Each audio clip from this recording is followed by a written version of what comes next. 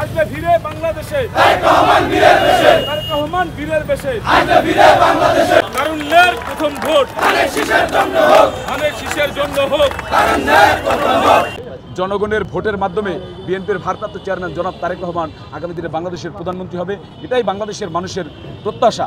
আমরা শেখ হাসিনার আমলে রাস্তায় প্রকাশ্য প্রতিপক্ষ দেখেছি, কিন্তু এখন দেখবেন যে গুপ্ত প্রতিপক্ষ একজন মানুষ, তার 10টা 20টা আইডি। আপনারা জানেন যে কোনো একটা রাজনৈতিক দলের, বিশেষ রাজনৈতিক দলের নেতাকর্মীদের বট আইডি আছে, যেটা আপনারা জানেন। সেই বট আইডির মাধ্যমে তথ্য সন্ত্রাস চালানো হয়, বিভিন্ন জায়গায় গুজব হয়। তারা অনলাইনে বট আইডির মাধ্যমে বিভিন্ন রাজনৈতিক দলের, বিশেষ করে বাংলাদেশ জাতীয়তাবাদী দল, বাংলাদেশ জাতীয়তাবাদী ছাত্রদল সহ বিরোধী রাজনৈতিক সংগঠন, জাতীয়তাবাদী দলের অঙ্গ সংগঠনের নেতাকর্মীদের চরিত্র হননের জন্য একটা পক্ষ অনলাইনে বট আইডি খুলে অব্যাহতভাবে অপপ্রচার এবং তথ্য সন্ত্রাস করে যাচ্ছে। অনেকেই নির্বাচন নিয়ে নানান নেতিবাচক কথা বলছেন বা ষড়যন্ত্র করছেন।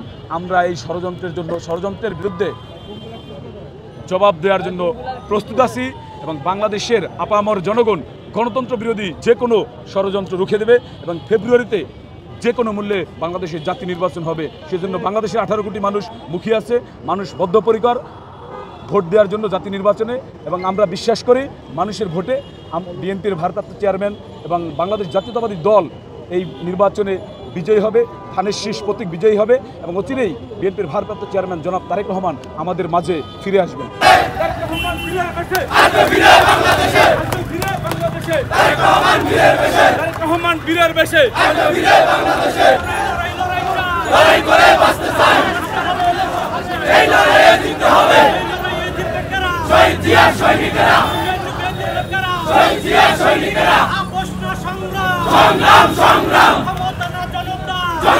জনতা